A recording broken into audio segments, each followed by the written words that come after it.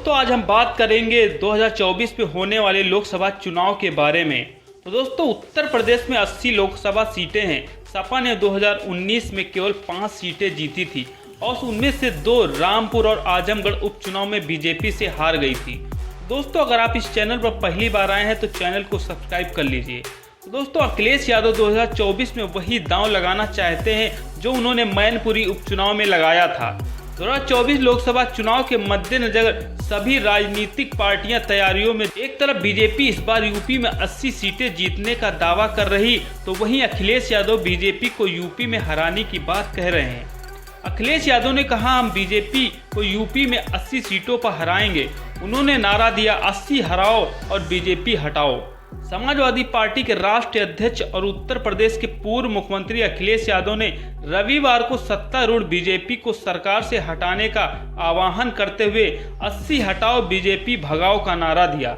नारे के हैशटैग के साथ उन्होंने कहा अब की बीजेपी हारेगी, बूथ बूथ अहंकार उतारेगा यूथ। अखिलेश यादव की इस नारे का अभिप्राय यह है कि बीजेपी को सत्ता से बाहर करने के लिए अगले साल लोकसभा चुनाव में उत्तर प्रदेश की सभी 80 सीटों पर बीजेपी को चुनाव में हराना। उत्तर प्रदेश में 80 निर्वाचन क्षेत्र है। सपा ने 2019 के लोकसभा चुनाव में मायावती के नेतृत्व की बसपा के साथ गठबंधन किया, जिसमें 10 सीट बसपा को और 5 सीट सपा को मिली थी।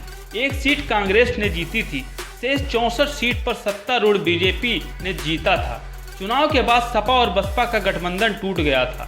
भाजपा से पार पाने के लिए समाजवादी पार्टी अब उसके मजबूत किलों की कमजोर कड़ियों की तलाश में जुट गई है। वह भाजपा और सहयोगियों के कब्जे वाली संसदीय क्षेत्र के लिए अलग अलग ब्लूप्रिंट तैयार करवा रही है। इसमें खास जोर उस सीट पर है जिसमें भाजपा व उनके सांसद की नाकामियों का हिसाब लगाने और जनता के बीच ले जाने पर होगा। इसके साथ ही सियासी तौर पर सपा के लिए जीत की संभावनाओं का पता लगाया जाएगा। सपा अध्यक्ष अखिलेश यादव ने अपने जिला अध्यक्षों और वहां से आने वाले पदाधिकारियों को कहा है कि वह अपने यहां के भाजपा सांसद के क्षेत्र में किए गए भाजपाई वायदों और उस पर अमल का ब्यौरा जुटाएं।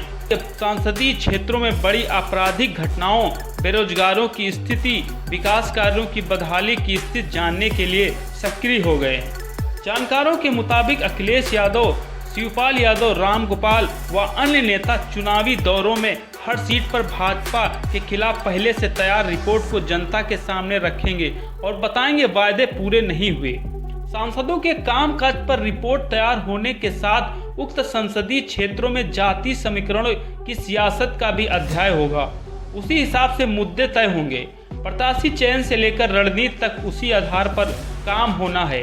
इस बार प्रत्याशी चयन के लिए 3 नाम का पैनल जिले से भेजा जाएगा। बताया जा रहा है कि इस बात पर भी निगाह रखी जा रही है कि भाजपा के कौन से दमदार चेहरे टिकट कटने पर सपा का रुख कर सकते हैं। सपा को लगता है कि छोटे दलों के साथ गठबंधन करने पर वह सहारनपुर, मेरठ, मुजफ्फरनगर, आजमगढ़, मऊ, प्रतापगढ़ की सीटों पर फायदा पा सकते हैं। गौरतलब है कि अपना दल कमेरावादी के जरिए सपा की कोशिश कुर्मी वोटों को जोड़ने की है। इसके अलावा जाटों एवं अन्य समुदायों को भी सपा अपने साथ लाने की कोशिश में है। तो दोस्तों यहाँ समाजवादी पार्टी का 2024 का प्लान है। यह प्लान कितना सफल होगा यह तो आने वाला वक्त ही बताएगा।